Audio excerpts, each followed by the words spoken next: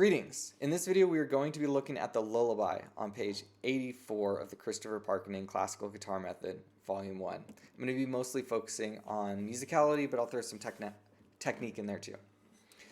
Speaking of technique, the very first chord shape we do, I would encourage you to, at the beginning of that first complete measure, when there's a pickup, that measure is measure 0. So that pickup beat, 3 and 1.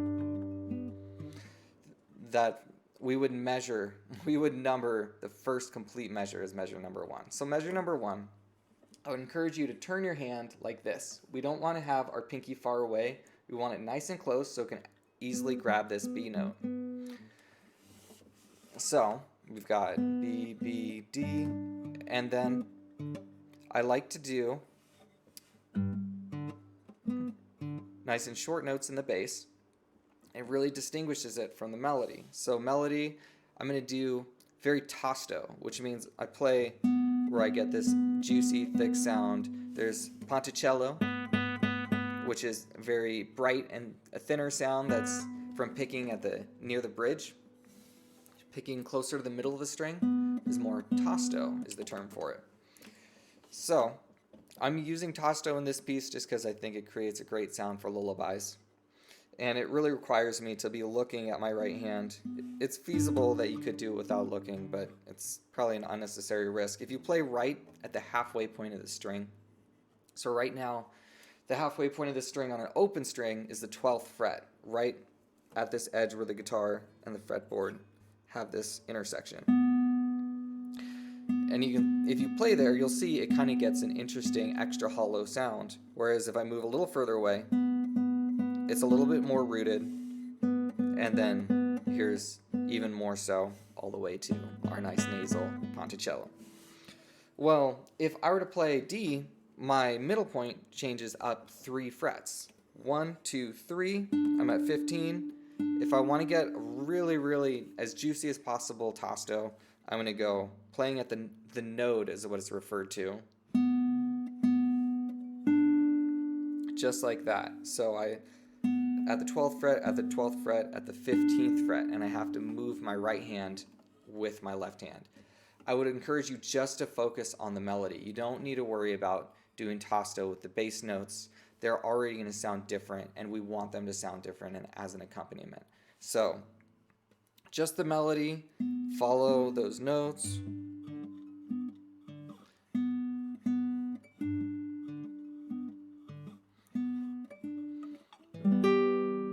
One thing that I've noticed, if I pick this direction, I get a more clicky sound, but if I can turn my hand, it's really keeping my wrist straighter. If I tilt my wrist and do more of a straight-on pick, it's more clicky, but if I want a nice tosto sound on the first string, then I need to straighten out my wrist a bit. And even then, you can hear there's sometimes a click. It's a little tricky to get a nice smooth sound off of that guy. One thing I like to do, so that very last measure, the first line, measure 4, what I'm going to do is let that C at the end in the bass last, and then the A on the next measure. So it sounds like this. I'm going to play the whole 4th measure. I go.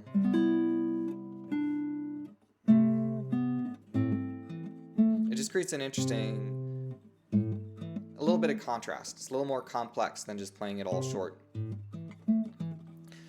And it almost sounds kind of awkward to me to do short, short, short, short, short. That just sounds better to me. One thing you can do is just play an entire section by itself and decide what sounds good.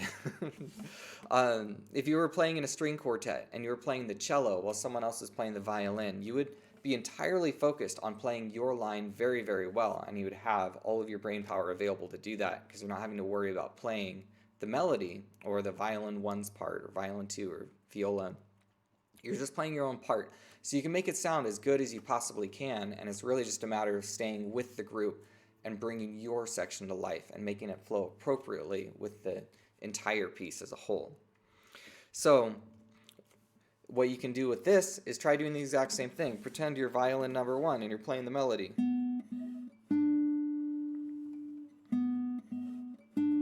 I would probably add some vibrato there.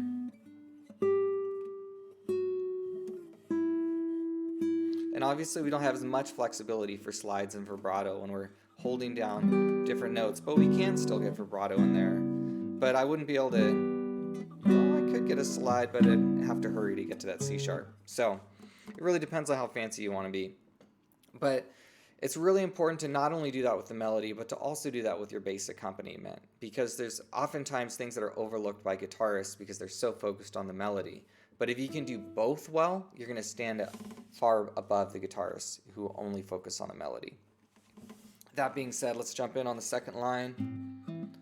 I don't like to play that A on the second beat as melody, even though it has an upward stem. If you look at the music here, you'll notice that the bass notes have down stems and the melody notes have up stems. And so it kind of helps you to know what's melody and what's bass, which is really helpful when composers do things like that. And sometimes they're helpful in that way and sometimes they're not. But in this case, I don't really think it sounds that good to... My opinion is it sounds better to let that A hang, I'm sorry, that C.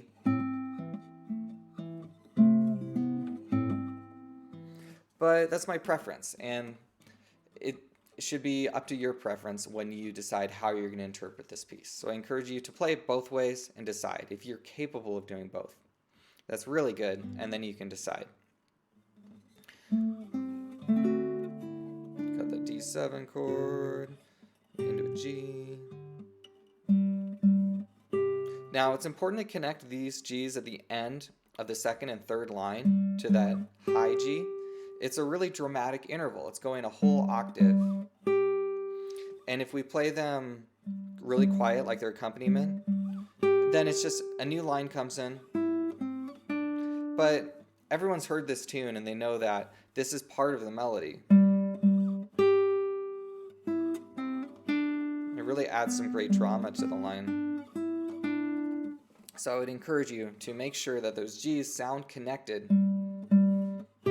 And one thing that's really important about that is to cut off the second G. If I let it ring out, have a listen to this. G, G. It doesn't have as strong a sense of movement forward into the next note as. So if it ends, our ear naturally follows it as a melody. But if it keeps ringing out, our ear subordinates it to being more like texture in the middle. Hear that?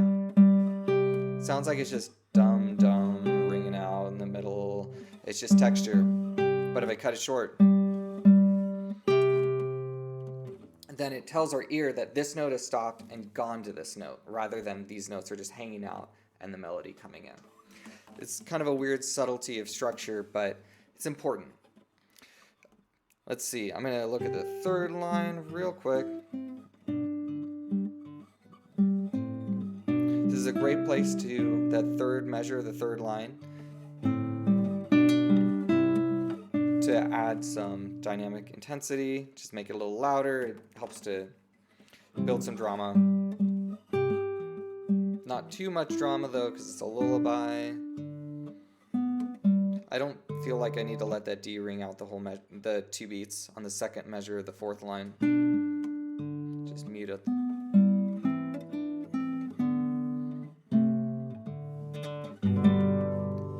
And if you want, you could do an artificial harmonic. Just do a G chord like you regularly would.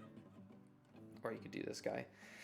But if you put your pinky up here on the 3rd fret of the 1st string, then you can do an artificial harmonic where you touch the note at the 15th fret and pick with your ring finger. And just really adds a nice little charm at the end. And harmonic. Just make sure that you give it enough time. Don't do it too fast. Sounds weird.